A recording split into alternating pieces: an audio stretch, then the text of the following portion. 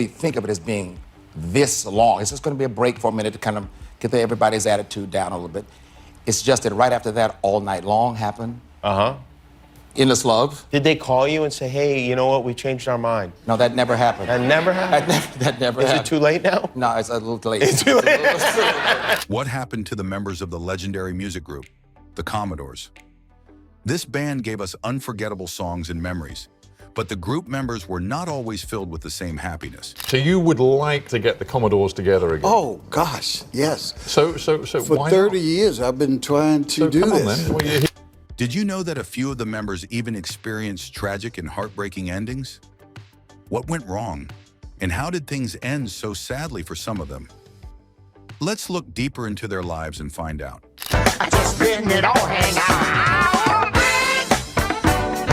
They were arguably the biggest soul band in the world in the late 70s and early 80s.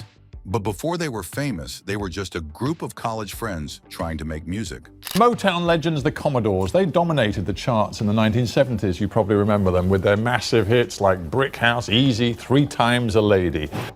The band started with 2 smaller student groups, the Mystics and the Jays, that came together at Tuskegee University in Alabama. Some of the members from the Mystics were Lionel Richie, Thomas McClary, and William King. None of it would have happened if a young man named Thomas McClary hadn't overheard someone whistling while waiting in line at a university in America's South. That someone was Lionel Richie. Thomas McClary, guitarist, talked about how he met Lionel Richie in an interview. Thomas was standing in the registration line at Tuskegee University when he heard someone behind him whistling a jazz tune by Eddie Harris. So he turned around and asked, "Are you a musician?" The young man was shy and replied, "No, not really." Thomas explained that he was forming a band for the freshman talent show and was looking for musicians. The young man, Lionel, said he lived nearby and could gather some guys for an audition at his grandmother's house across the street.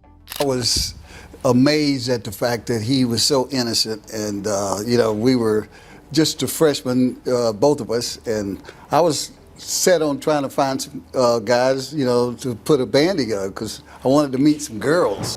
When Thomas arrived at Lionel's grandmother's house, he was surprised to see Lionel coming down the stairs playing a saxophone. Thomas laughed and said, "I thought you said you weren't a musician." Lionel humbly replied, "I play a little bit."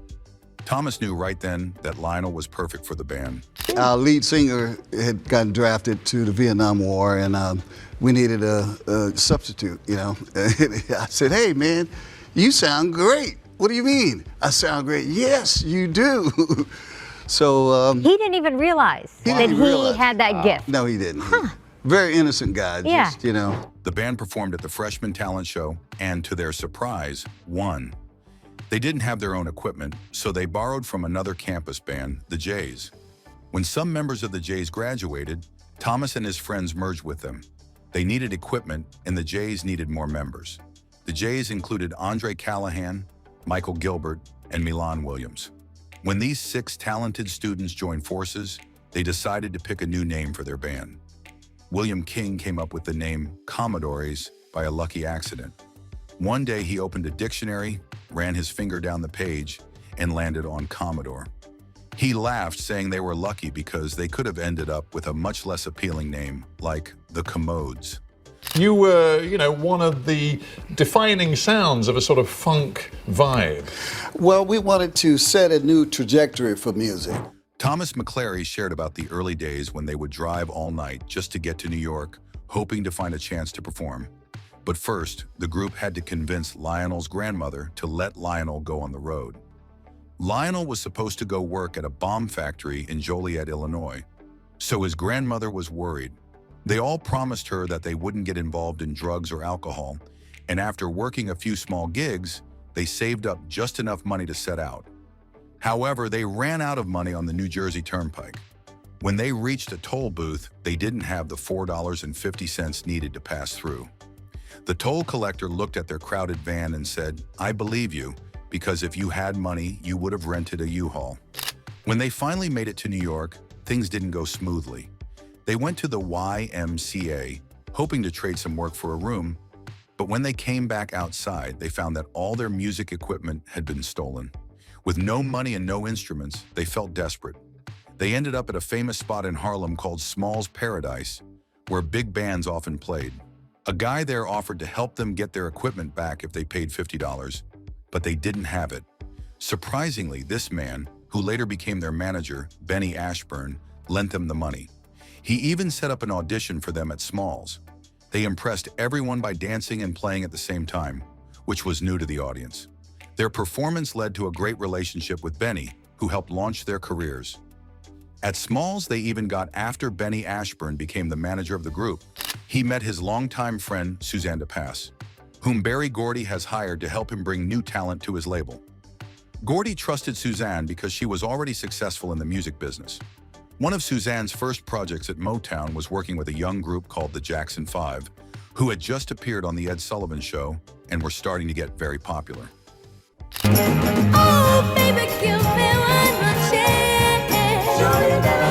To help them grow even more, the Jackson 5 needed an opening act to tour with them.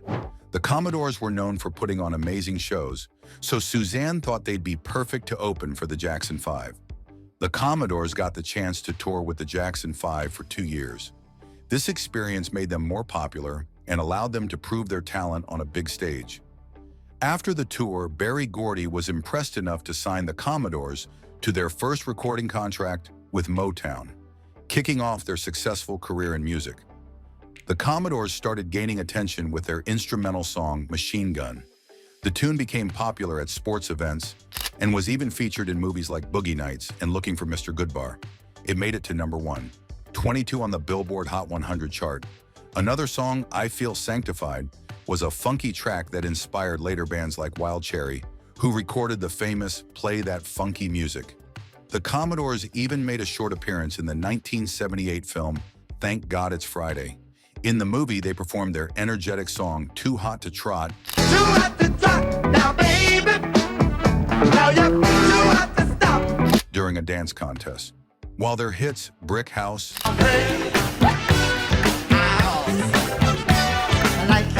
and Easy were also featured in the film. Easy like Sunday morning. Departure of Lionel Richie from the group. You didn't want to leave the Commodores. Is that true? No, I had no intent. I just always assumed that you were like, okay, I'm Lionel Richie now. I'm ready to go and go on my own. However, amidst the success, the group decided to take a break from recording and touring. During this time, Lionel Richie, the lead singer, decided to work on a solo album. Encouraged by Motown to give it a try, his solo album became a huge success, and that pushed Richie to pursue a solo career. But this choice did not go over well with everyone in the Commodores, and even today, there are some hard feelings about it. We didn't really think of it as being this long. It's just going to be a break for a minute to kind of get everybody's attitude down a little bit. It's just that right after that, All Night Long happened. Uh-huh. Endless Love. Did they call you and say, hey, you know what, we changed our mind? No, that never happened. That never happened? That never Is happened. it too late now? No, it's a little too late. It's too late. A little late now. The Commodores continued without Richie, but things were not the same. William King, one of the original members, opened up about his feelings on this split in an interview in 1985. He shared that he wasn't upset just because Richie left. It was the way he left that hurt. King explained that Richie kept promising to come back to the group after each project he worked on outside of the Commodores. Richie first said he'd return after working with Kenny Rogers, then after working with Diana Ross, and finally after his own solo album. Each time, the group was left waiting, unable to tour or make new music because promoters didn't want to book them without Richie. King used a strong example to explain just how big a deal it was. He asked, would they book the Beatles without Paul McCartney? To the Commodores, Richie was their McCartney, a crucial part of their sound and appeal. But instead of making a clean break or telling the band directly that he wasn't coming back, Richie kept them in limbo. The group eventually decided to move forward without him, but the process left a mark. Richie, on the other hand, has said in interviews that he didn't mean to leave them hanging. He really thought he would go back to the group. But as he worked on other projects, he discovered he enjoyed being solo. He appreciated the freedom of not being tied down to a group and found it hard to return. Still, from King's point of view, the waiting and uncertainty were hard to forgive. So you would like to get the Commodores together again? Oh, gosh, yes. So For why 30 not? years, I've been trying to So do come on, this. then. King also talked about how losing Richie affected their success. At first, the group thought they would be fine without him. They had made music together for years, and many believed the band's sound came from all members working together. But to the public, Richie seemed like the main star. People assumed Richie had produced, arranged, and written all of the Commodores' biggest hits. Even though he had written many, the rest of the band had played a big part too. When Richie left, they realized that much of their audience was only interested in the band if Richie was part of it. This hit the group hard, both in popularity and financially. However, the other member of the band, Thomas McClary, shared his thoughts about the feud within the group. He pointed out that jealousy can be a dangerous feeling. He praised Lionel Richie, saying, "Lionel is very talented. He has a great voice and is a wonderful writer." McClary believes that even if some band members don't want to admit Lionel's talent, it doesn't change the fact that he's great. McClary also mentioned that William King is often seen as a problem. He said, "William is probably the least talented one of us all, and he has been the main stumbling block." He also feels that Walter Orange, another band member, listens too much to King, which makes things worse. When asked if he would like to have a Commodores reunion, McClary was excited and said, "Yes, I would love it." He talked about how he has spent nearly 30 years trying to make it happen. He shared a memory from 2008 when Lionel invited him and Ronald LaPred to perform together in New Zealand. The fans love seeing them on stage again. In fact, Lionel Richie and Ronald LaPred and I actually performed in New Zealand recently, and we performed in New Orleans, and 65,000 people showed up. So there's an appetite for the reunion, obviously. McClary also mentioned that in 2009, Lionel wanted them to perform at the Essence Music Festival in New Orleans. They tried to invite the other band members, but the bitterness was too strong. Some haven't spoken to Lionel in 40 years. McClary feels frustrated, saying, "Come on, you've forgotten what you're mad about." It's clear that McClary hopes for a time when they can all come together again. It was that bad. It was that bad. After Lionel Richie left the group, he was replaced by Skylar Jett as a new co-lead singer. Another of the founding members, Thomas McClary, decided to leave the group. He wanted to start a solo career and create a gospel music company. In a recent interview, he shared his thoughts on why he and Lionel Richie left. McClary explained that things were changing in the band. He noticed that some of the members were not as excited about the music anymore. They got distracted by other things in their lives. This made him feel like he needed to help keep the band strong. McClary also mentioned a sad moment when Benny Ashburn, their longtime manager and a big part of the band, passed away. His death affected everyone. It was tough because McClary felt like they were winning as a band, but some members weren't playing their best. He compared it to a sports team. Even if you're not the one scoring the points, you still want the team to win. After leaving the Commodores, McClary and Lionel Richie worked on projects with other artists.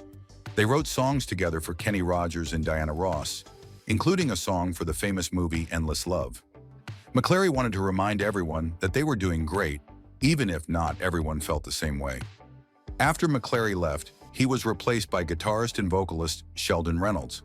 Reynolds brought a new energy to the group, but soon after, Sheldon left to join the famous band Earth, Wind and Fire. This left the Commodores without a guitarist, so William "Wack" King, a trumpeter, decided to take over on guitar during their live shows. A few years later, another important member, keyboardist Milan Williams, left the band. But before he left, he went through a scary experience. He was flying a single-engine plane when something went wrong. He had to crash land the plane on a busy freeway in Phoenix, Arizona. It was a very dangerous situation, but thankfully Milan and the band's press agent got out of the plane without any injuries. The plane, however, caught fire and was completely destroyed. This incident could have ended very badly, but both men were lucky to escape unharmed. Fast forward to later on, when Milan Williams decided to leave the band. His decision was quite a big deal because he refused to perform in South Africa during the apartheid era. Apartheid was a time when black and white people in South Africa were treated very differently and unfairly. Milan stood up for what he believed was right, but this choice created a lot of tension within the band. His departure marked the end of the original lineup of the Commodores, which had been very successful. After he left, the band began to change its style and moved away from the funky sound that had made them famous. This was a tough time for the group as they tried to find their new identity without one of their key members. Sadly, the story doesn't end well for Milan Williams. In the years after leaving the Commodores, he was diagnosed with leukemia, a type of cancer. He fought hard against the disease, but after 2 years of struggling, he passed away in 2006. His death was a heavy blow to the band and their fans. Many people who loved the Commodores were heartbroken to hear the news of his passing. Milan was not just a great musician, he was also a significant part of the group's history. The band also faced other challenges. Ronald LaPred, the bassist, left the Commodores as well and moved to New Zealand. He dealt with his own issues after leaving the band, and life became different for him too. The loss of Milan and the changes in the band made it harder for the Commodores to keep their original spirit alive.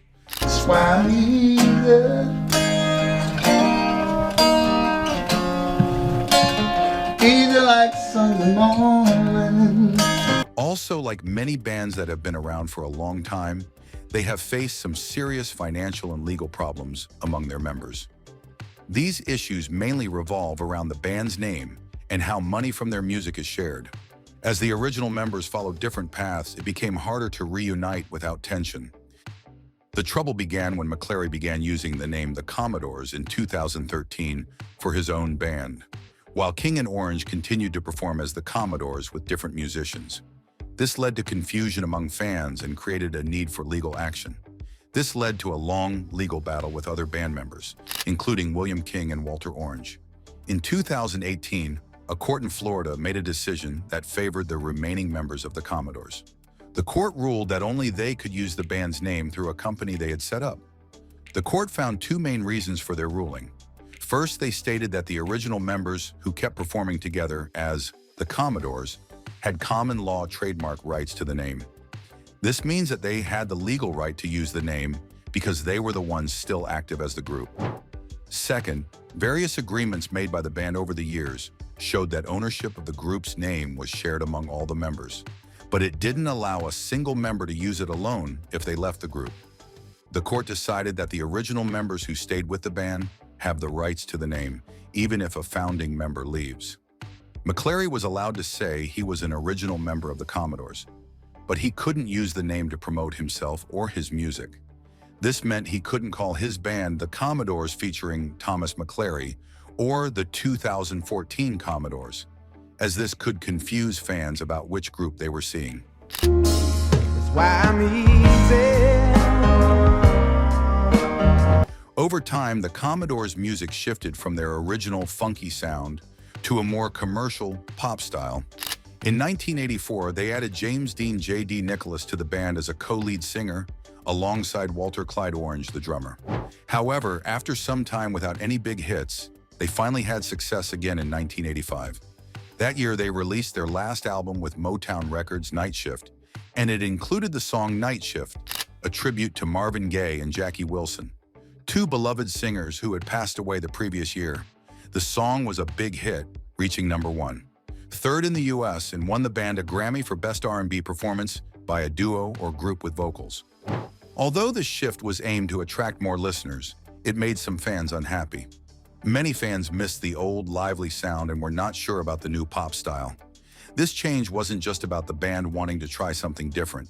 The music industry was also changing fast. In the 80s and 90s, new technology began to take over. People started listening to music in different ways, especially with the rise of digital music. Because of this, record labels were pushing bands like the Commodores to reach a wider audience. They wanted to sell more records, which meant changing their music to fit what was popular at the time. These changes made it tough for bands that had been around for a while. The Commodores had to figure out how to keep their old fans while also trying to attract new ones. They faced the challenge of staying relevant in a fast-changing industry. Some older fans felt left out, while new listeners were curious about their new sound. In 2010, the Commodores re-recorded Night Shift as a tribute to Michael Jackson after he died in 2009. This decision was inspired by a moment they had while on tour in Europe. On June 25, 2009, they were performing at Wembley Arena in London when they heard the news that Michael Jackson had passed away.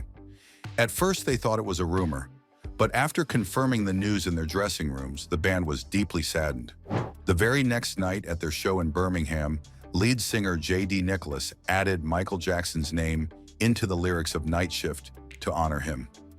From then on, they started mentioning Michael Jackson and other well-known R&B singers who had passed away. This moment inspired the band to re-record Night Shift with new lyrics as a tribute to Jackson on the first anniversary of his death. The group were inspired by legendary artists like Santana, Jimi Hendrix, Albert King, James Taylor, and the group Crosby, Stills, Nash & Young.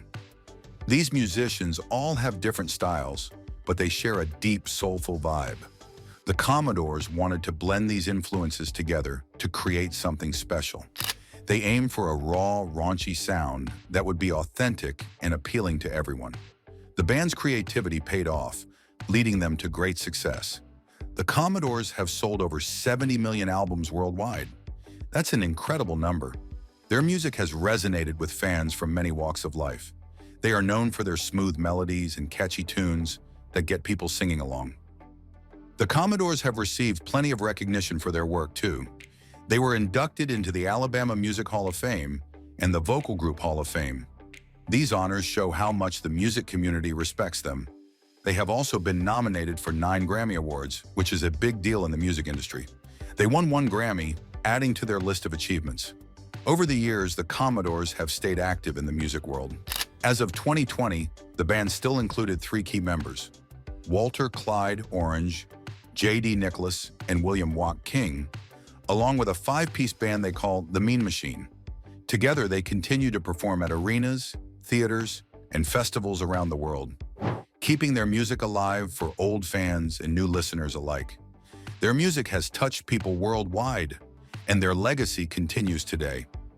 Even with all the ups and downs, the Commodores remain dedicated to performing and honoring the musical legends who came before them.